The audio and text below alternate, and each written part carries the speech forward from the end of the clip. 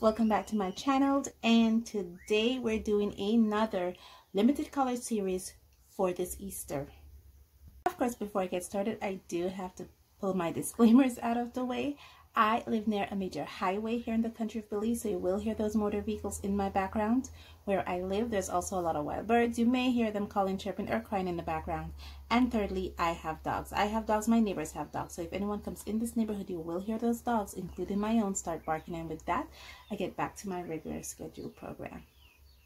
Okay, so I'm working out with some new angles. I just fixed my overhead in a new position. I actually glued it in that position, so I need to probably re-glue it into another position. But I kind of like this angle, even though the camera is kind of slanted, because you will get to be able to see everything that I'm doing, and you'll also I also can play with the range of how the camera angles are going, so it's actually very, very good. Now let's get into this video.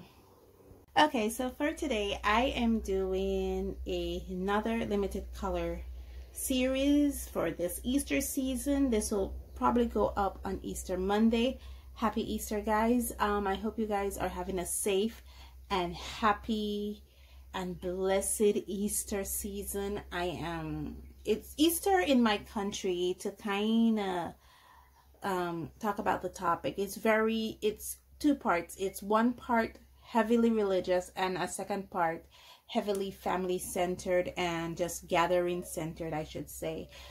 Religious in the fact that, you know, for many of us, we go to church you know, for Good Fridays, Easter Saturdays for some people, Holy Saturdays for some people, Easter Sundays, definitely, Easter Mondays. So it's very heavily religious, and we do give thanks for, you know, the one who has sacrificed himself for us to have everlasting life.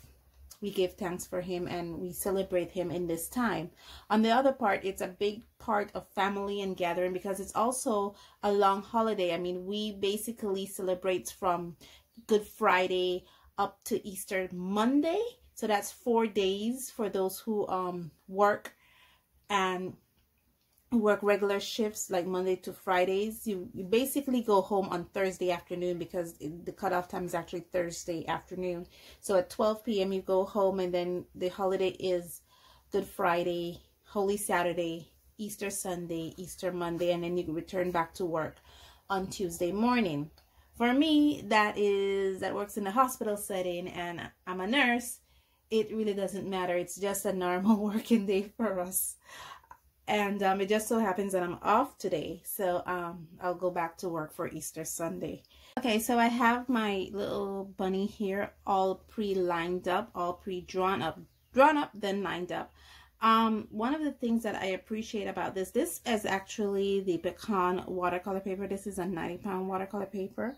What I have done with this paper is that after I have drawn an illustration on this paper, I paste some of the Daniel Smith watercolor grounds on it.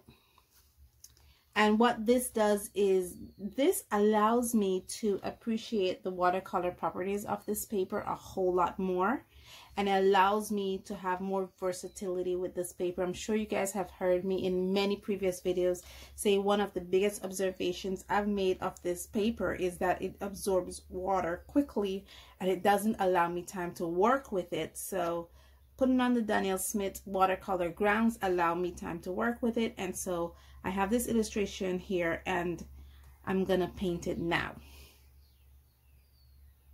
Okay, so the type of paints that I will be using is the Viviva color sheets. Now this is a paint set that I got in a previous scrawler box. I believe it's the one featuring Casey Golden, and I have my name written on it. So yeah, it is 16 colors, 16 beautiful colors. They were already pre-swatched out, because I'm sure I would have featured them in that scroller box. So I'll be using 3 colors, and those 3 colors are deep pink. I'll also be using chrome yellow, and for my blues I'll be using peacock blue.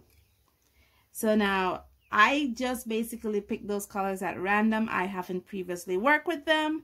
I don't know what kind of color mixing and combination I'm going to get. So this is the video, and this is the part where we're going to go through those color swatches.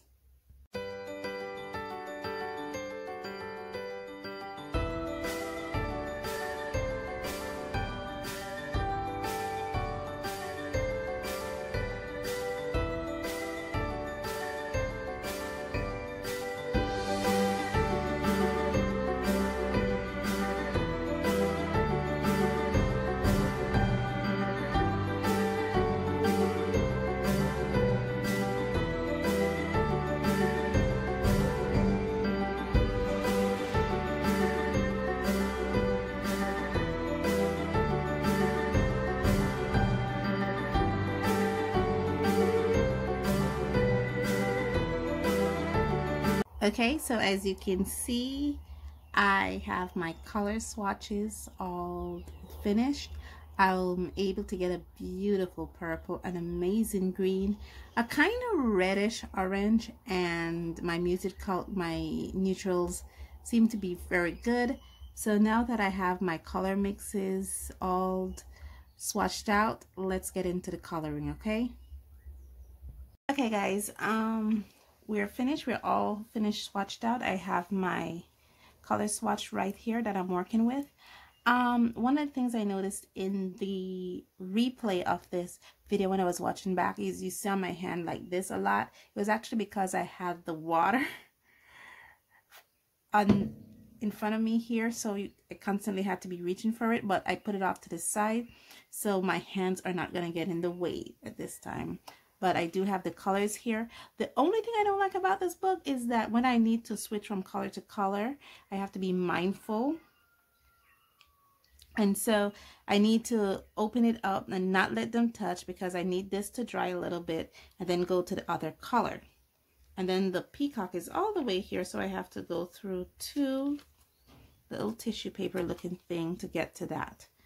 So I just need to be mindful of that. But now that we have our colors all selected, oh gosh, I got on my fingers. Now that we have our colors all selected, let's get all color up, okay?